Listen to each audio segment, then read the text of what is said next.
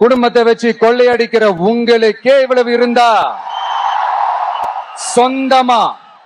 சொந்தமா உழைச்சி சம்பாதிச்ச எனக்கு எவ்வளவு இருக்கும்? இந்த விஜய் களத்துக்கு வர்றது ஒண்ணு புதுசு இல்ல கண்ணா. எப்போ எப்போ எப்போ வந்தாச்சு.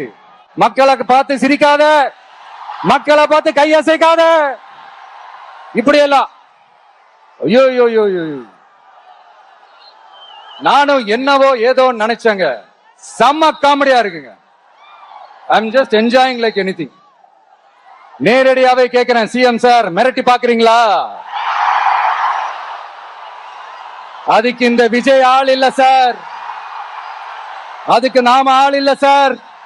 நான் என்ன இன்னைக்கு நேத்தாங்க அவங்களுக்காக குரல் கொடுக்கிறேன், மீனவர்களுக்காக குரல் கொடுக்கிற இதே சமயத்துல நம்ம தொப்புள் கொடி உறவுகளான ஈழத் தமிழர்கள்,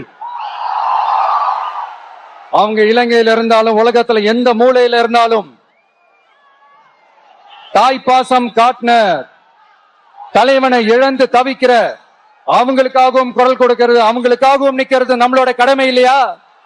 சிஎம் சார் மனசை தொட்டு சொல்லுங்க, வெளிநாட்டு முதலீடா இல்ல வெளிநாட்டுல முதலீடா? உங்க எண்ணம் தான் என்ன சார்?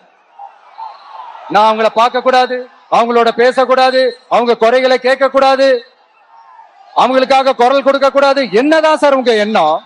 இந்த அடுக்குமுறை, இந்த அராஜக அரசியல்லாம் வேணாம் சார். நாம ஒண்ணு இங்க தனியால் இல்லைங்க சார்.